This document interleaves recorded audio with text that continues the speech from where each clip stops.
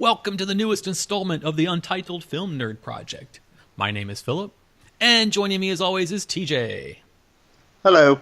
We march on with our fourth annual 31 Days of Horror, where we watch a different horror movie every single night in October. Today marks day 12, and our movie for tonight was Amityville Awakening. Your thoughts, sir? I found it to be very enjoyable. It was better than I expected. Mm-hmm. I think my main complaint is it kind of lost its momentum in the third act, personally. Mm-hmm. I think I say it quite a bit with certain movies. This one needed 15 more minutes. And I would agree with that. I think like the third act needed 15 more minutes to build up to what happened. Mm-hmm. It felt really rushed to me. I think one of my only complaints was it could have gone with a higher body count. Also agree, yes. Yes. There was a lot in this movie, rather, that I did like. Mm-hmm. I really liked the idea of being in a coma and then being possessed and there's nothing you can do about it. Yeah. Was a really unique and freaky concept at the same time. Mm-hmm. I'm like, imagine you wake up and that's happening to you and there's nothing you can do about it. Mm-hmm. Like, I thought that was a really unique and amazing twist on kind of the story in and of itself.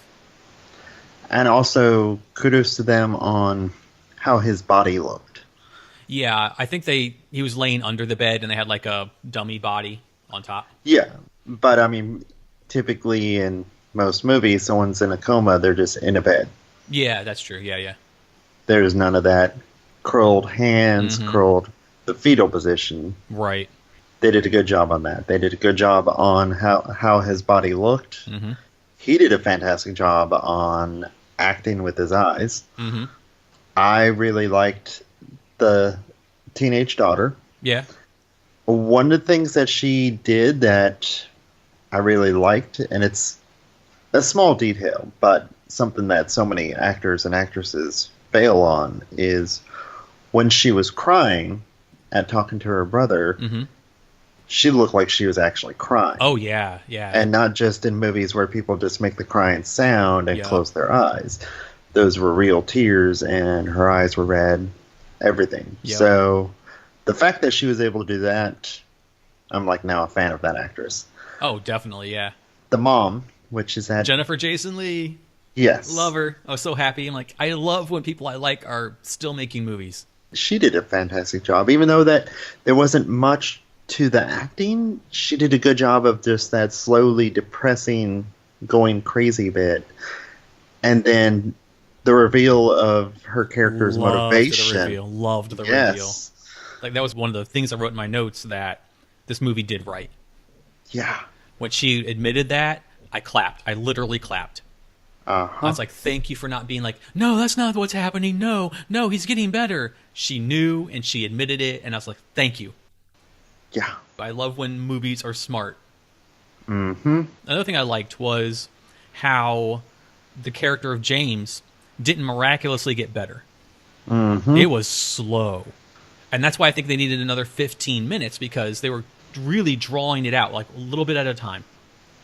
First his eyes opened, and then nothing happened. Then he can move them and communicate. Then nothing happened. Then he can breathe on his own. Then nothing happened.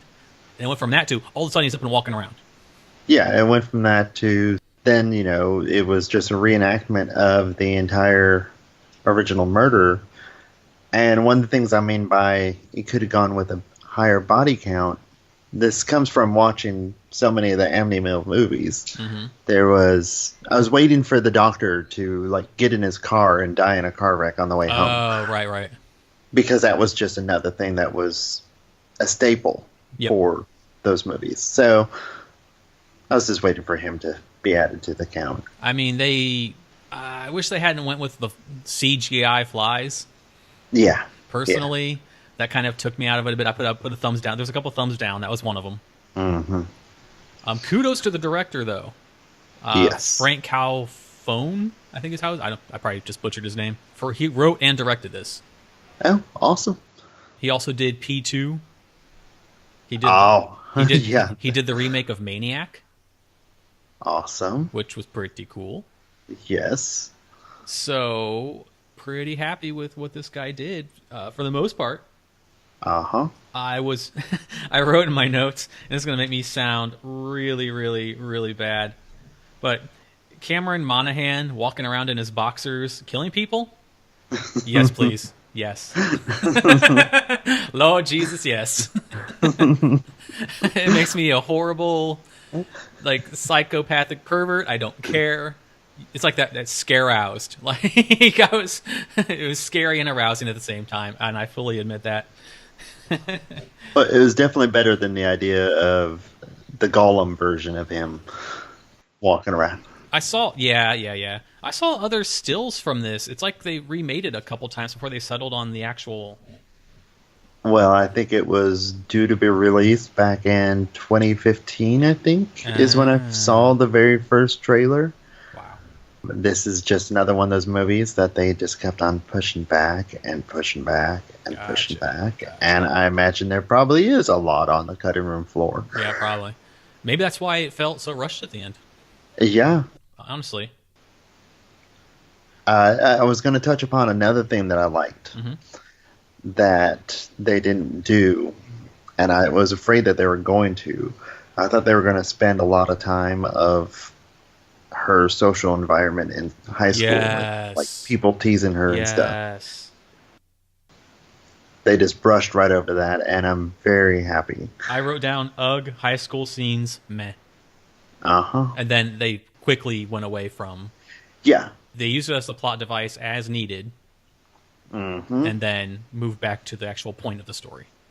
Gave her two friends that were not, all like, oh, you're going crazy. No, they fully believed that something was going on in the house. Props, major props for using the Amityville DVDs. Yes. I was like, thank you for another thing they did perfectly right. Yes, another good touch. Thank you for being self-aware. Uh-huh. I was really happy about that. So, good job to Mr. Frank for adding that into the script. It worked. They didn't pretend it didn't exist. It existed in this universe, and it made sense. Another person that I think deserves kudos is the young daughter. Oh, yeah. She, for someone that age, she was pretty good at that. And she did a good job of playing terrified, too. Yeah, it's got to be interesting to be like a child actor and then have to play these really intense, scary, like scenes. Just that scene of when her doorway was opening up a little bit and she was hiding underneath the covers, and then she heard the voice coming from the closet, and that look on her face when the voice spoke back to her. It's like, good job, little girl. I'm looking right now at her filmography, and I think this is her first real horror movie. So, well, hopefully she has more to come. Yeah. The teenage daughter, what was she? Let me bring it up. She's Bella Thorne. I didn't see anything that I knew her in personally. She's going to be in The Babysitter. Ooh, which, spoiler for anyone listening, that's going to be very soon, as soon as it's released. That's on our list to watch this month, if it drops. I'm looking. I mean, Alvin and the Chipmunks. She was in the Scream TV series, apparently. Okay. Well, she's been in a lot of stuff, but just nothing that I think it's more like teenage, or it's a TV series. Well, hopefully there'll be more of her. Yeah, I don't see much else. Yeah. Another thing that I liked was the music suit. Yes, I wrote that down as well, especially in the third act. Even though while it was rushed, I wrote that the music score is good, especially in the third act while he's walking around. It was really well done. This is a moment where the Bye-Bye Man could take some notes. Yes. While I thought the third act was rushed in this movie, this is how you use a score. Yes. To set the tone for what's going on. It was there, and it was creepy, but it wasn't overpowering the scenes, which I really liked as well. So yeah, I totally agree. Wrote that down. And yeah, aside from that, I was very pleased by this one. Yeah, I was really not looking forward to this. Yes. I was just like, let's get it over with. Sigh. I probably even sighed before I hit play. I was like, oh. In your defense, this is like technically what? Amityville number 11? Something. Or something? And I've seen most of them. And I was just like, If not for Cameron Monaghan, I don't know if I would have been as like. And I love Jennifer Jason Leigh, but I've had a crush on Cameron forever. So I was like, yeah, I know you're gonna be in a coma most of the movie, but I don't care. You're still cute. I love the Amityville attic. I love it. Yes, that would be my room if I lived there. I love it so much. And you speaking about Jennifer Jason Leigh, she's just so good at playing like tortured evil type characters. Yes, she has the look for it, and that's a total compliment. I can't remember which one was she in Single White Female. Was she the crazy one or the victim? One. She was the crazy one. Okay. Yeah. Although I'm probably fucking wrong about that too. So, but I'm 99% sure she was the crazy one. No, she was. Yeah, she was the crazy one. I know for sure she was. I know for sure she was. Yeah, harken all the way back to that. Oh yeah, that put her on the map. She did such a phenomenal job on that. Oh god. Yeah. So it's always a pleasure to see her popping up, and she's aging very well. I wrote that down too. Yep. She looks really good. It was Anna Paquin? No, not Anna Paquin. The sister. Bella Thorne? Jennifer Jason Leigh's sister. Her character's sister. Got shot by a shotgun. Oh, my bad. That was Anna Paquin. Holy crap. What was the sister's name? Do you remember? Was it Candace? Yes. That is Jennifer Morrison. Really? Yeah. Most people would know her from Once Upon a Time. Mm-hmm. She is Emma Swan or Princess Emma. Yes. Duh. I'm like, okay, then sure. I got my TV shows mixed up. Damn it. Shame on you. Yes. This is your version of me not knowing that one guy was from John Dies at the End. Yes. Shame on you. Shame. And I'm. Shame. She's been in a lot of stuff, though, a lot of TV stuff. Oh yeah. I didn't recognize her at all. Mm-hmm. I thought that the teenage daughter, had really good taste in music. Mm-hmm. From her posters on her wall. I didn't like. Okay, this is there was two major things I did not like. One was the CGI flies, and the other was towards the beginning when the window opened and she closed it and opened itself up again. Mm-hmm. I thought that was stupid. Mm-hmm. It was really hokey, unnecessary. I didn't like it. Going with the classics. I guess it didn't work. It didn't work for me. Really, I thought that the James character being in the coma, the vegetative state, and then kind of resurrecting. I thought it was like he technically died, and then was possessed back to life. It reminded me of Pet Sematary. I think at that moment is the moment that he actually died, and it was no more of James being trapped in there with somebody. He died. Yep, agreed. Another thing that I liked was the backstory of what had happened to him. Yeah. And because traditionally they could have just chalked that up to a car wreck, any number of things, like she had overdosed him or something, but it was just a slight, subtle, different touch. And I like that they told it like orally and didn't do a flashback. Mm-hmm. I was waiting for the flashback as to what happened to him. Mm-hmm. And the story that they tell really gives you sympathy. It just it just shows that he was a good guy and was just defending his sister. Mm-hmm. I didn't like the whole 40 years of peace and Bible reference. Mm-hmm. I thought that was kind of stupid and unnecessary. But again, it's a staple with the Amityville movies. They were very religious horror. Oh yeah. I just thought it was a kind of a convenient plot device. Like, why would there be 40 years of peace? Well, in the Bible.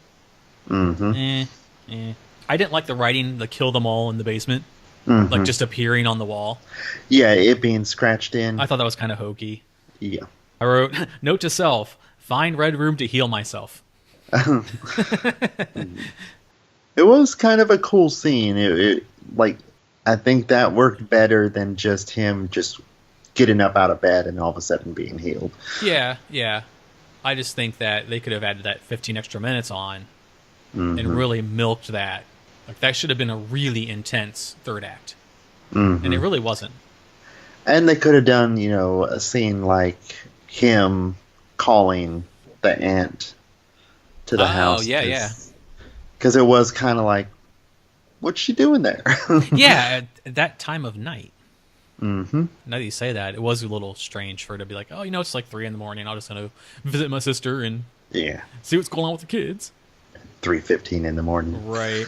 This was a pleasant surprise. Not the best movie ever, but way better than I was expecting. Yeah. I was entertained all the way through. Same here. I had no qualms watching Cameron walk around in his boxers for 10 or so minutes. Mm-hmm. So yeah, I was pleasantly surprised. Yeah. All right, I think that's about it. Really, I'd recommend it. Check it out.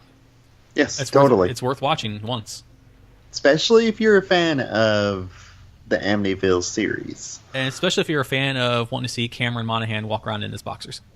That too. You will not be disappointed. All right, I'll stop beating that dead horse. All right, so thank you for listening to today's show, day 12 of our 31 Days of Horror. Join us tomorrow when we watch, we don't know yet, we'll figure that out. But until then, thank you for listening. Please like, share, and subscribe. If you've seen this, please let us know in the comments what you thought, if you liked it, if you didn't like it, and why. Because I'm very interested to hear what people think. And until tomorrow, we will talk to you then. My name is Philip. And I'm TJ. And we'll talk to you later. Bye. Bye.